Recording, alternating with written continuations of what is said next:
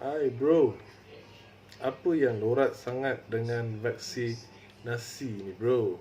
Apa kebaikan dia? 80% imuniti kelompok. Apa tu? Penting ke? Hmm, Pfizer, Sinovac, AstraZeneca. Bagus sangat ke? Yang mana satu yang bagus? Betul ke? Ah, pening ah. Okey, kita bincang apa itu imuniti dan vaksin. Okey. Yang pertama kalinya lah, Imuniti adalah sebagai contoh, satu virus yang baru masuk ke badan kita dan sistem imun dalam badan kita cuba kenal pasti apa itu virus. Nak virus yang baru. Kenal pasti dan cuba mempersiapkan senjata ataupun untuk melawan virus tersebut. Kat sini kita panggil antibody. Sistem imun badan kita menghasilkan antibody untuk melawan virus tadi. Okey, itu yang kita panggil imuniti. Dan kesan-kesan sampingan menghasilkan kenal pasti mungkin mengambil masa 2-3 hari, seminggu untuk mempersiapkan untuk melawan virus tadi. Mungkin kesan dia 2-3 hari, mungkin seminggu untuk menyediakan antibody. So dalam proses menghasilkan antibody tadi melawan virus, so kita akan rasa badan kita tidak selesa, demam, sakit tekak dan mungkin sakit-sakit urat.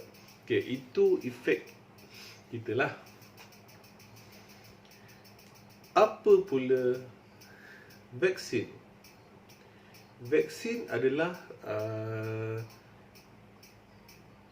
mempercepatkan satu benda yang mempercepatkan proses menghasilkan antibody di dalam sistem imun badan kita, dalam antibody dalam badan kita lah, untuk bersedia lebih awal untuk melawan virus tersebut. Okey, yang mana bila kita inject vaksin dalam badan kita akan menghasilkan antibody awalnya. So senang apabila datangnya virus itu nanti, badan kita dah ready untuk berlawan. Okey. Yang kedua, apa itu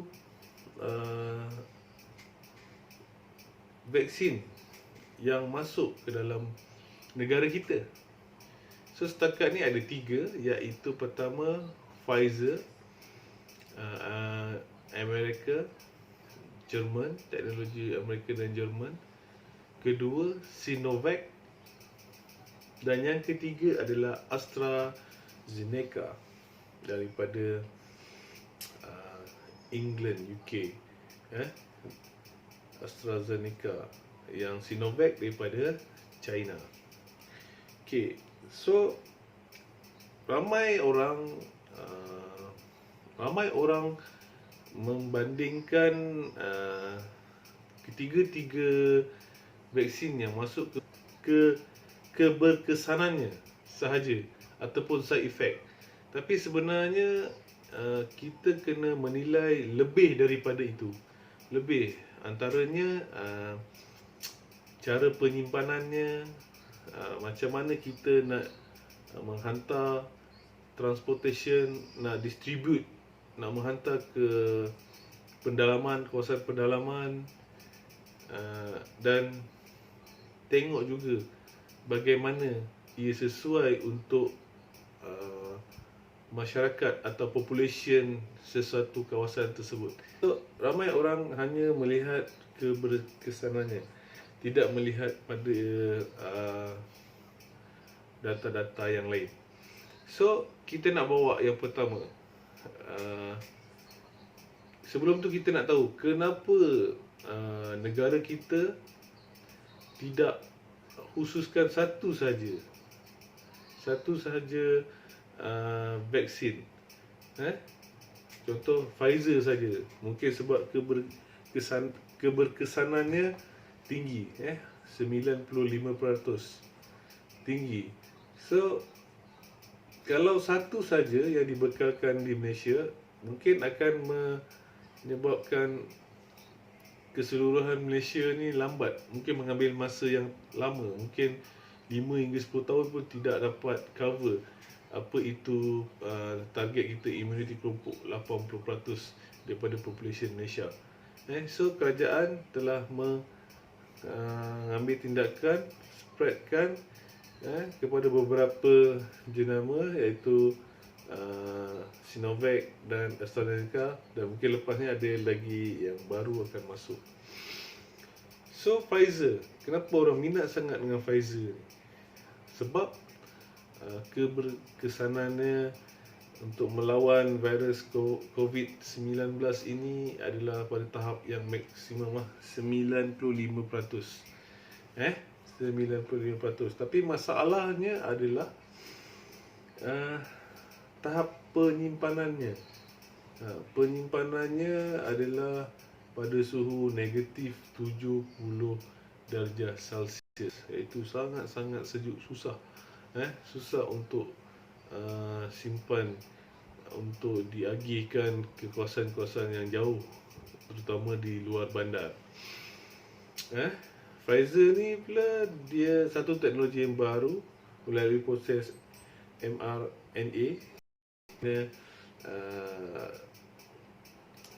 Para saintis ni mengkaji pasal spike protein pada COVID, buat lebih kurang macam tu untuk disuntik ke badan kita. So imun badan kita akan kena pasti spike protein tadi lah, dan akan menghasilkan antibody. Teknologi yang baru. So yang kedua adalah Sinovac. Sinovac buatan daripada China, tetapi dikatakan sangat sesuai untuk masyarakat di belah Asia sinilah. Dikatakan baru-baru ini keupayaannya melebihi 90%. Yang terbaru mungkin Thailand hampir 99%. Indonesia juga untuk yang second dose menyatakan pun sudah mencapai 90% keberkesanan vaksin Sinovac ini. Teknologi lama iaitu inactivate virus, yang mana memang sebelum ni seperti polio, vaksin polio menggunakan cara yang sama, inject virus yang sudah mati, dan badan kita akan melawan, sistem imun kita akan melawan, menghasilkan antibody ketika melawan yang dah mati tadi, yang lemah tadi. Keberkesanan dikatakan sebelum ni 60 hingga 51 sehingga 91%. Tapi kebaikan Sinovac ni pula disimpan pada suhu 2 hingga 8 darjah Celsius, yang mana ia mudah untuk diagihkan ke kawasan luar bandar. So AstraZeneca, kebimbangan juga virus ni daripada UK, yang mana tahap keberkesanannya juga lebih kurang 60% sehingga 90%. Yang mana masalahnya timbul di dalam saluran darah. Tapi kalau dicerita pasal kepentingan virus, mengambil vaksin ni, dia adalah berapa persen saja. Difahamkan satu daripada 100,000 yang mempunyai kes begitu, 0.0004% katanya.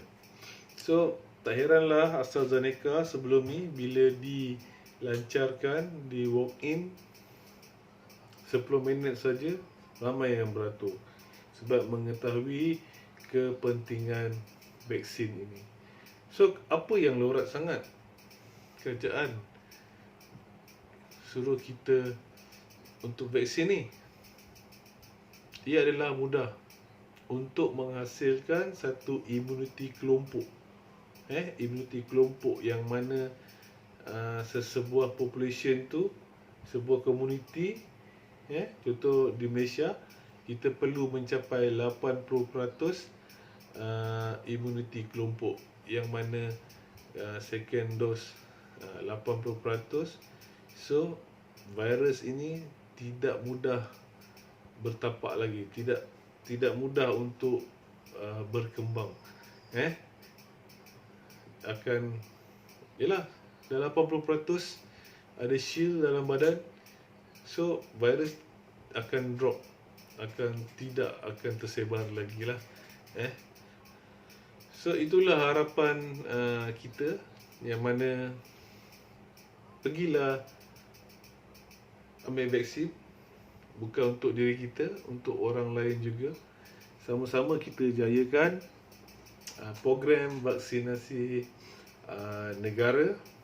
Bagi saya, kesan dia adalah sangat-sangat sedikit lah. Okey, kalau ada isu-isu lain, mungkin ada masalah-masalah yang lain lah. Bagi saya, dah penerima Sinovac ni, biasa suntikan macam kita kena injek biasa. So tak ada apa-apa yang